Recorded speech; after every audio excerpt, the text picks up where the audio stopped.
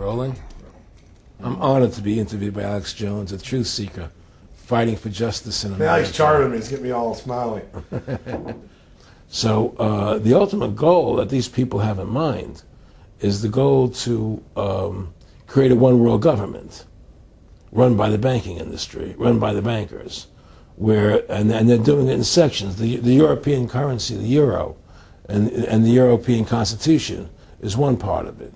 Now they're trying to do it in America with the North American Union, right? And they want to create a new currency called the Amero, right? And the whole agenda is to create a one-world government where everybody has an RFID chip implanted in them. All money is to be in those chips, right? There'll be no more cash. And this is giving me straight from Rockefeller himself. This is what they want to accomplish. And all money will be in your chips. And so instead of having cash, anytime you have money in your chip, they can take out whatever they want to take out whenever they want to. If they say you owe us this much money in taxes, they just deduct it out of your chip digitally. Total control. Total control. And if you're like me or you, and you're protesting what they're doing, they can just turn off your chip. And you have nothing. You can't buy food. You can't do anything. It's total control of the people. And that chip's connected to a database that has your purchasing records, what you do, what everything, you sell. Everything is in there, you know? And so they want a one-world government controlled by them, everybody being chipped, all your money in those chips, and they control the chips, and they control people. And you become a slave. You become a serf to these people. That's their goal. That's their intentions. Eric, can you be specific about when you met Rockefeller, how it happened in these discussions? I met Rockefeller through a female attorney I knew who called me up one day and said, one of the Rockefellers would like to meet you. I had made a video called Mad as Hell, and he'd seen the video and wanted to meet me and knew I was running for governor of Nevada. So sure, I'd love to meet him. And I met him, and I liked him, and he was a very, very smart man. And we used to talk and share ideas and thoughts. And he's the one who told me 11 months before 9/11 ever happened that there was going to be an event. Never told me what the event was going to be, but there was going to be an event. And out of that event, we were going to invade Afghanistan to run pipelines from the Caspian Sea. We were going to invade Iraq, you know, to take over the oil fields, establish a base in the Middle East, and make it all part of the New World Order. And we'd go after Chavez in Venezuela. And sure enough, later, 9/11 happened. And I remember he was telling me how how you're going to see soldiers looking in caves for people in Afghanistan and Pakistan and all these places. And there's going to be this war on terror, of which there's no real enemy. And the whole thing is a giant hoax, you know, but it's a way for the government to take over the American people. He told you it was going to be a hoax. Oh, yeah. Oh, yeah. There's no question. He says, there's going to be war on terror. And he's laughing. There's no... Who are we fighting? I mean, why do you think 9/11 happened and then nothing's happened since then? Do you think that our security is so great here that these people who pulled off 9/11, who were able to, can't knock down another plane? Come on, it's ridiculous. 9/11 was done by people in our own government and our own banking system to perpetuate the fear of the American people into subordinating themselves to anything the government wants them to do. That's what it's about, and to create this war, this endless war on terror. And that's why and that was the first lie. And the next lie was going into Iraq, you know, to get Saddam Hussein out with his weapons of mass destruction. That was the next lie. Now, specifically, this was a little over 6 years ago? This was... 11 months before 9/11. Yeah. And Nick Rockefeller, who's a lawyer, he's become your friend over the previous years, and he's saying to you that there's going to be this big event, and then out of that we're going to have a war on terror, and it's just going to go on and on. Right. An endless war on terror without any real enemy. That you can never, so you can never define a winner. And did he say that it's going to be perfect because you can't define an enemy, it just goes on and on? Yeah, because you can't define a winner. There's no one to beat, so it goes on and on forever. And they can do whatever they want. They scared the hell out of the American public. Look, this whole war on terror is a fraud. It's a farce. It's very difficult to say it out loud because people are intimidated against saying it. Because if you say it, they want to make you into a nutcase. But the truth has to come out. That's why I'm doing this interview. The fact of the matter happens to be that the whole war on terror is a fraud. It's a farce. Yeah, there's a war going on in Iraq because we invaded Iraq. And people over there fighting, But the war on terror, it's a joke, And until we discover what really happened on 9/11 and who was responsible for 9/11, because that's where the war on terror emanates from. That's where it comes from. It was 9/11 that allowed this war on terror to begin. And until we get to the bottom root of 9/11, the truth of 9/11, we'll never know about the war on terror.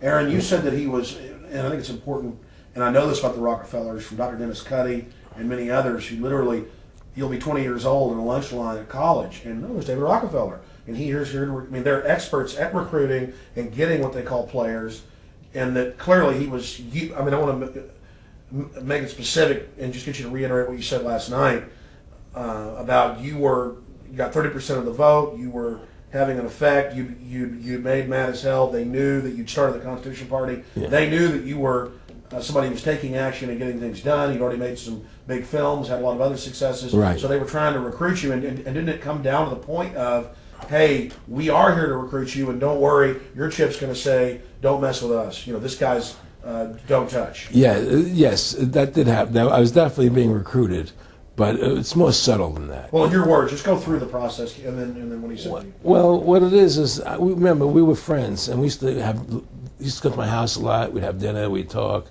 and he'd tell me about business investments, how you get involved in, or they would help me with this business investment or that business investment. And was I interested in joining the Council on Foreign Relations? I would have to get a letter to join them, but was I interested in that? And, just stuff, leading you on. And I used to say to him that I never really did that because that wasn't where I was coming from. As much as I like you, Nick, your ways and my ways, we're on the opposite side of the fence. I don't believe in enslaving people, And he would come back with, "Oh, I do." Or? Well, it would be more like it's better for them. Well, it's more like how do I put it? It was like, what do you care about them? What do you care about those people? What difference does it make to you? Take care of your own life. Do the best you can for you and your family. What do the rest of the people mean to you? They don't mean anything to you. They're just serfs. They're just people. It was just a lack of caring, and that's just not who I was. It was just sort of like cold, it was just like cold, and I used to say to him, what's the point of all this? You have all the money in the world you need. You have all the power you need. What's the point? What's the end goal? And he said the end goal is to get everybody chipped, to control the whole society. To have the bankers, the elite people, the bankers and some governor controlling the world. And I said, do all the people in the Council on Foreign Relations believe this way you do? He said, no. Most of them believe they're doing the right thing. A lot of them believe it's better off being socialistic. We have to convince people that socialism is really capitalism. Because America's becoming a socialist country. It's a communist country today. Well, one of the things they told me was that he was at the house one night, and he would talk, and he started laughing. He said, "Aaron, what do you think women's liberation was about?" And I said, I had pretty conventional thinking about it at that point. I said, I think it's about women having the right to work, getting equal pay with men, just like they won the right to vote. And he started to laugh. He said, "You're an idiot." And I said, "Why am I an idiot?" He said, let me tell you what that was about. We, the Rockefellers, funded that. We funded Women's Lib, and we're the ones who got all over the newspapers and television, the Rockefeller Foundation. He says, and you want to know why? He said, there were two primary reasons.